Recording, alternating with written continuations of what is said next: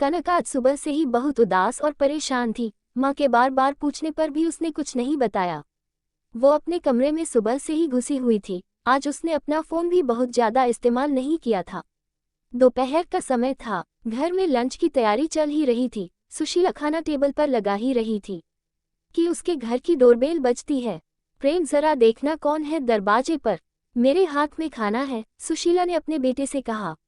रुक प्रेम, मैं देखता हूँ, कहते हुए राकेश दरवाजे की ओर बढ़े।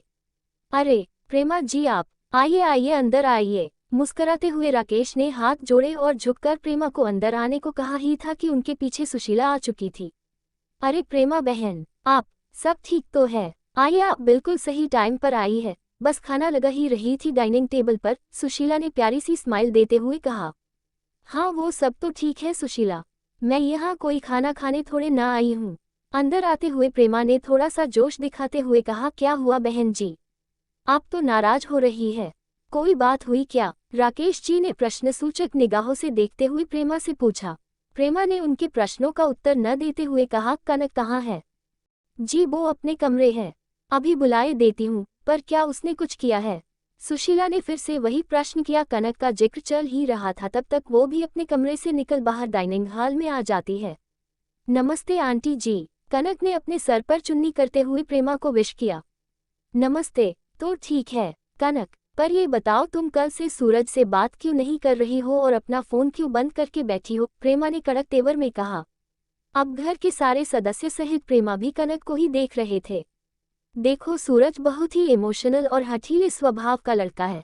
अगर तुम दोनों के बीच कुछ हुआ है तो तुम अपनी ओर से सॉरी बोल के रफा दफा कर दो। मैंने तुम दोनों की सगाई के बाद शादी में 4 हफ्तों का टाइम इसलिए रखा है ताकि तुम दोनों आपस में बातें कर सको, एक दूसरे को जान सको, इसलिए नहीं कि रोज रोज मुंह फुला के गुस्सा करके बैठ जाओ।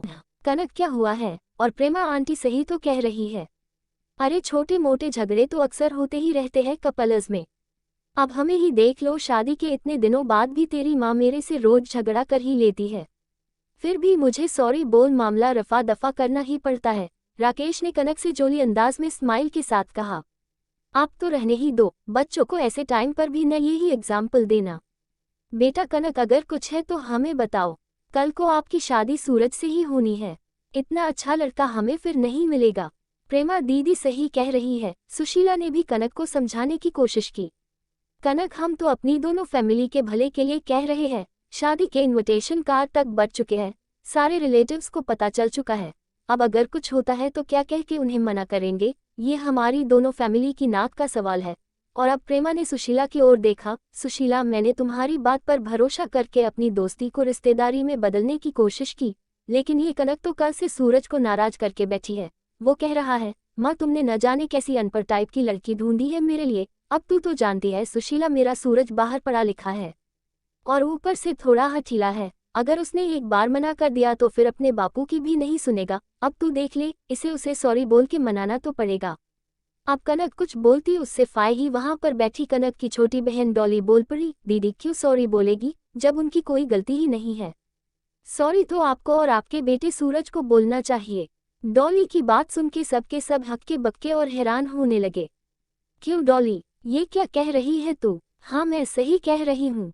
कल रात को सूरज जी वीडियो कॉल पर दीदी को सारे कपड़े उतारने और उनकी न्यूड फोटोज देने की डिमांड कर रहे थे, और जब दी ने ये सब करने से मना कर दिया तो अनपढ़ गवार का ठप्पा लगा के मुंह फुला लिया।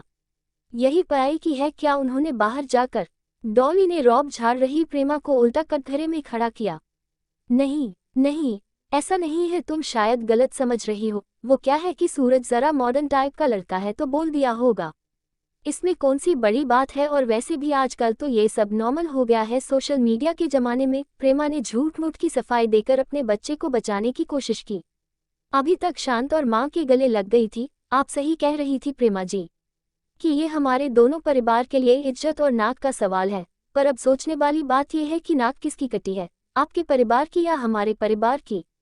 अगर आपको किसी भले घर की लड़की के न्यूड फोटो मांगना आधुनिकता और नॉर्मल लगता है तो ये काम आपको मुबारक हो।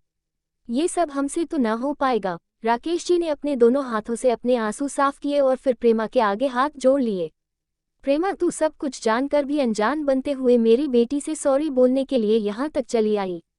पर कोई बात नहीं, मैं तेरे घर पर तेरे बेटे की इस हरकत पर यह भी कहने नहीं आऊंगी कि तेरा बेटा मेरी बेटी के आगे सॉरी बोले, क्योंकि इतनी संकीर्ण सोच रखने वाले इंसान को मैं अब दोबारा देखना भी पसंद नहीं करूंगी। अब तुम जा सकती हो। प्रेमा अब कुछ बोलने लायक ही नहीं रही थी। वो अपना सा मुंह लिए चुपचाप वहां से जाने लगती है। राकेश और सुशीला अपनी बेटी को अब गर्व से सीने से लगाते हुए कहते हैं, ऐसा पढ़ा लिखा होने से अनपढ़ गवार होना ही लाख गुना अच्छा है।